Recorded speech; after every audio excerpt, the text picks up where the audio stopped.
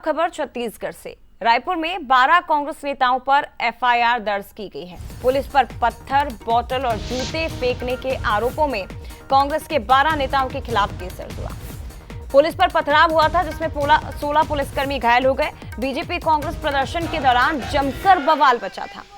हालांकि इस एफआईआर के बाद कांग्रेस के संचार प्रमुख सुशील आनंद शुक्ला ने कहा कि बीजेपी ने कांग्रेस कार्यालय पर हमला किया, घायल हमारे कार्यकर्ता हुए और एफआईआर भी उन्हीं पर की गई। कांग्रेस ने पुलिस पर तानाशाही पूर्ण रवैया अपनाने के आरोप लगाए और कार्यकर्ताओं पर दर्ज केस वापस लेने की मांग की है। राज्यपाल से मुलाकात करने की बात भी कांग्रेस की ओर से की जा रही है। आपको बता दें कि राहुल गांधी ने जो प्रधानमंत्री आवास के पास धरना दिया था, प्रोटेस्ट किया था, उसे सुरक्षा में एक बड़ी चूक माना गया और उसी के विरोध में देश भर के अलग अलग शहरों में बीजेपी ने दरअसल कांग्रेस कार्यालय का घेराव किया था और उसी कड़ी में रायपुर में भी यही हुआ। बीजेपी और कांग्रेस के कार्यकर्ता आमने सामने आ गए, लेकिन खबर है कि 12 कांग्रेस के कार्यकर्ताओं पर, नेताओं पर एफआईआर दर्ज हुई है, क्योंकि उन पर आरोप है कि उन्होंने पुलिस पर पत्थर फेंके, बॉटल फेंकी, जूते फेंके हैं।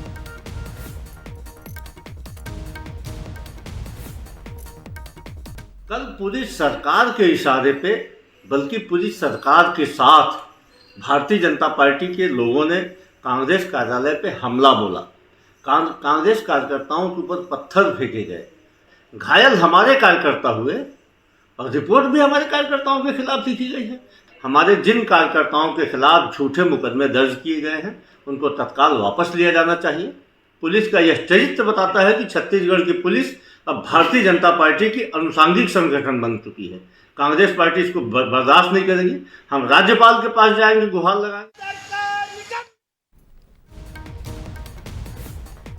दामिनी बंजारे हमारे साथ इस वक्त लाइव जुड़ गई हैं, सीधे उनका रुख करते हैं रायपुर से। दामिनी, क्या जानकारी?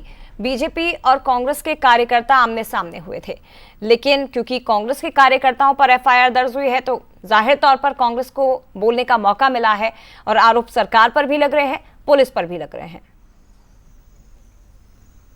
देखिए, आपको बता दें कि कई गंभीर आरोप जो है कांग्रेसी कार्यकर्ताओं के द्वारा जो है एक तरह से बीते दिन भी लगाया गया था और आज एक बार फिर से कांग्रेस ने ये स्पष्ट कर दिया है कि ये कार्रवाई जो है वो एक तरफा हो रही है और आने वाले समय में यदि कांग्रेस की सरकार आएगी तो ये वही पुलिसकर्मी रहेंगे जो उस समय भी तैनात रहेंगे। तो ऐसा नहीं है कि सरकार नहीं आएगी। तो साफ तौर पर चुनौती भी दी गई है कि आखिर एक तरफा कार्रवाई करेंगे तो आने वाले समय में सरकार जब बनती है तो किस तरीके का खामियाजा जो है उनको भुगतना पड़ सकता है। लेकिन आपको बता दें कि पूरे देश भर में जो है नीट परीक्षा को लेकर विरोध देखा जा रहा है और ऐसे में राहुल गांधी की जो गिरफ्तारी हुई थी, साथ ही अन्य जो नेताओं की गिरफ्तारी हिरासत में लिया गया था जब उन्हें, तो उसको लेकर जो है एक तरह से बड़ा आंदोलन पूरे प्रदेश भर में जो है वो किया जा रहा है। और ऐसे में कल भी जो है एक तरह से जब बीजेपी की ओर से जब पत्थरबाजी की गई तो उसके बाद जो है दोनों ही पक्षों में पत्थरबाजी समेत अन्य जो एक तरह से विरोध है वो देखा गया और इस दौरान जो है आंसू गैस भी पुलिस को फेंकना पड़ा, जिसमें ये आरोप भी लग रहे हैं कि आंसू गैस जो है वो फेंके गए केवल कांग्रेसियों की तरफ। पत्थर जो फेंका गया था वो बीजेपी की तरफ से फेंका गया था, लेकिन बीजेपी के कार्यकर्ताओं पर एक भी एफआईआर नहीं हुई है। इसे लेकर